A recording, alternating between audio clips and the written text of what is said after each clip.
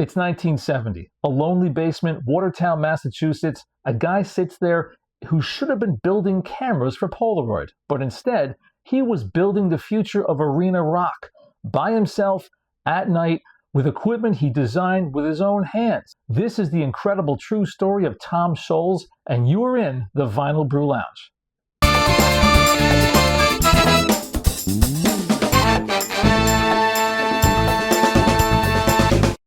Welcome back to the lounge. Got your coffee right here. Picture this. It's 1970. A guy named Tom Scholz just graduated from MIT with a master's degree in mechanical engineering. He's brilliant. The guy's got 11 patents to his name before he's even 30 years old, and he lands what looks like the dream job. Product design engineer at Polaroid. Steady paycheck, respectable career, the kind of job your parents brag about at Thanksgiving. But here's the thing about Tom Scholz. During the day, he's designing cameras. At night, he becomes somebody else entirely. He takes that Polaroid paycheck, and instead of buying a house, instead of doing what everyone else does or expects, he starts building. He starts building a recording studio in his basement in an apartment in Watertown, Massachusetts, by hand. With gear he designs himself because nothing on the market can do what he hears in his head. For 5 years, this becomes his double life. 9 to 5 he's the engineer, but every single night he goes downstairs into the basement and becomes a musician chasing a sound nobody believes in yet. He brings in a singer named Brad Delp, a drummer, Jim Mazdia, and a guitarist, Barry Goudreau. They play some clubs, they send out some demo tapes, and the industry, forget it, they laugh at them. RCA passes, Capitol Records passes, Atlantic passes, Elektra passes. One label sends back what Scholz later calls a very insulting letter, basically telling him the music offers and nothing is coming through at all. By 1974, the band as a live act is basically done. They've stopped playing shows. Everybody else would have called up and said, screw this, we're done. Packed it up and left. But what does Scholz do in the winter of 1975? He doubles down. He goes back into the basement alone with his tapes and re-records everything. Sharper, tighter, better than before, and this time something happens. The demo lands on the desk of Epic Records, and Epic hears something the other labels couldn't hear. They sign him. He should be happy, but here's the catch and the twist.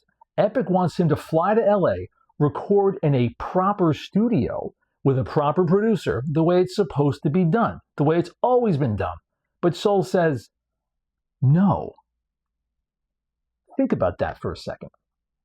A first-time artist, no leverage, no track record, telling a major label, I'm not doing it your way.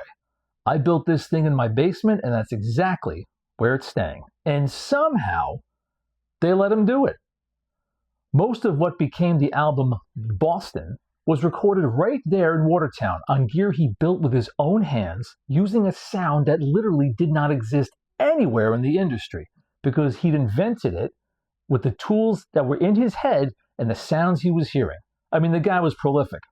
August 25th, 1976, the album drops, and it doesn't just do well, it becomes the best-selling debut album in music history at the time. Over 9 million copies sold. A sound so massive, so polished, that people straight up refused to believe it came out of a basement, and it did. 5 years of nights, 5 years of rejection letters, 5 years of being, in his own words, a horrible employee because he was giving everything he had left to something that hadn't paid him a dime yet. On this album, if there's one song that captures it, it's More Than a Feeling. That opening guitar line, the build, that soaring chorus that just lifts you, it's not an accident. It's 5 years of obsession, compressed into 4 minutes and 45 seconds. Every part of that track, the guitar tone, the vocal stack, the way the drums hit, Scholz built and refined by hand alone in a room most people would have written off as a place to store old Christmas boxes and decorations. That's the sound of somebody who refused to let good enough be good enough. That's the sound of somebody's side B. So here's what I keep coming back to with this one. What if Tom Scholz had just stayed comfortable, kept the Polaroid job, kept a steady paycheck, let the basement gather dust after the fourth rejection letter from the companies? Nobody would have blamed him. That's the reasonable choice. That's the choice most of us make if we're honest. But he didn't stop. He kept going down those stairs night after night, year after year, with zero guarantee of anything would ever get done or accomplished. And that's the question I want to leave you with, because it's the same one I ask myself, and honestly, it's the whole reason this show exists. What is hiding in the basement of your mind? What have you thought about or built quietly at night when nobody's watching, when nobody's paying you for it, that you haven't had the courage to bring upstairs and out into the world? Tom Scholz had 5 years in a basement before the world ever heard a single note. Some of the best chapters in life are the ones we almost talk ourselves out of. Don't talk yourself out of anything if you've got an idea.